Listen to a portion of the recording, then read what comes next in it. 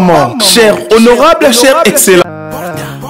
Oji mamacita, Oji mamacita, tu demandes de qui, de moi, de nous, pour toi je des massa.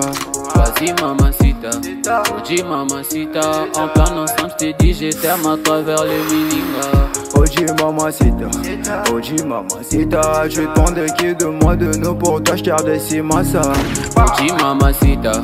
Oji mamacita, en plan ensemble je t'ai dit je t'aime à travers les miningas. Quand je pense à toi je suis pas allé, je suis BG encore. Tu t'en fous de mes reproches et de mes erreurs qui sont moches. La bonne j'arrange mes souvenirs dans la je deviens rage. Quand je suis dans le... Mbote libota, oyo libota na bino. Awa toza na commune ya Barumbu, précisément na Beau Marché. Toza entre direction Kabinda na direction Kabambar. Na lobi bien. Awa toza na commune ya Barumbu na Beau Marché entre Kabambar na Kabinda. Donc toza na katikati wana toye kotala lupango moko tokotana na kati bongo tokozonga tobeta masolo. Voilà, donc lupango toye kotala yango yo awa tolobi a toza na commune ya Barumbu na Beau Marché entre direction Kabambar na direction Kabinda. Lupango toye kotala yango yo eza morcellement monko mutu asombaki a bandi déjà fondation bozomo na fondation bozomo na ba niveau ba barre de fer a salaki a bozomo na niveau fondation eza likolo. Donc a salaki fondation pour na 3 niveaux.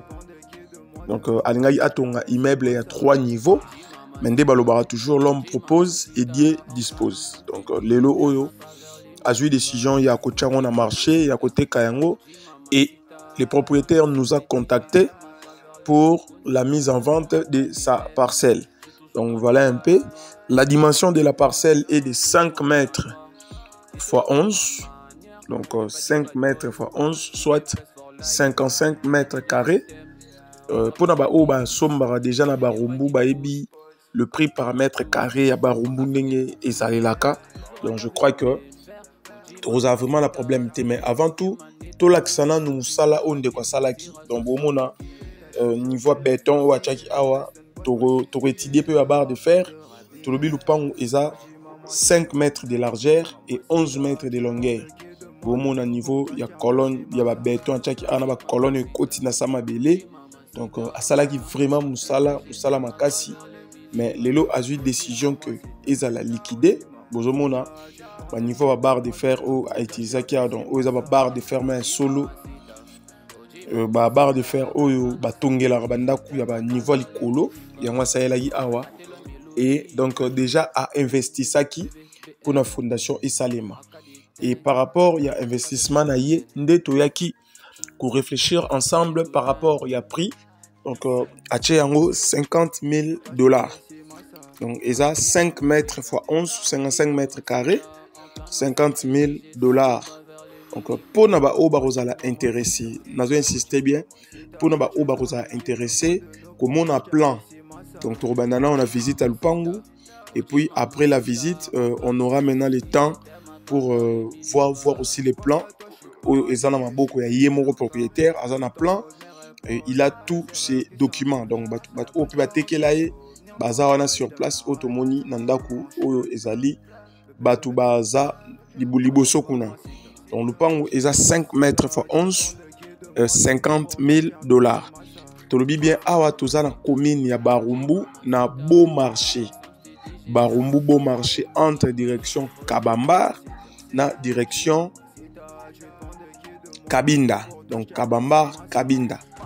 Et le pango est à 5 mètres de largeur, 11 mètres de longueur. Donc il a demi parcelle. Voilà, tout le monde a quand même quartier ndenge zali et ndenge évolution ezama kasi déjà na ba o ba ebi Barumbu ba ebi Beau Marché ba ebi ndenge ezalaka. Donc eza morcellement pona onyos akoza intéressé obengi biso to eba ndenge to solola pona komona yango et puis ko solola. Donc awa toza devant la parcelle avenue yangoyo donc le pango na tso liboso nango yango bakangaki tol pour kobanda ba travaux et puis faire évoluer ba travaux. Donc voilà un peu lupango ebandi na tol eketi na mur portail oyo erotikala pona ba propriétaire donc lupango na biso ebandi place ndako wana esuki oyeti place tol esuki ça fait 5 mètres et puis kokota na ndenga kati nde ezopesa biso 11 mètres de longueur. Donc voilà un peu par rapport à prix, Tolobi prix est à $50,000. Donc nous parlons de 5 mètres sur 11.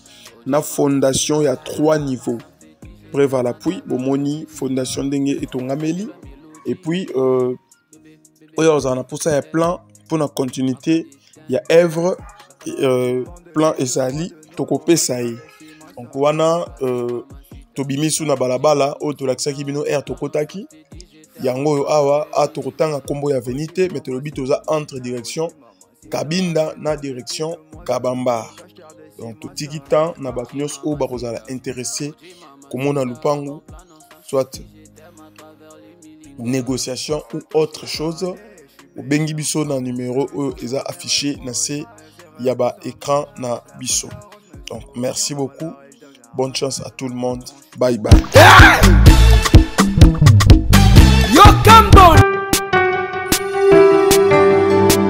L'agence congolaise de prestations et services SA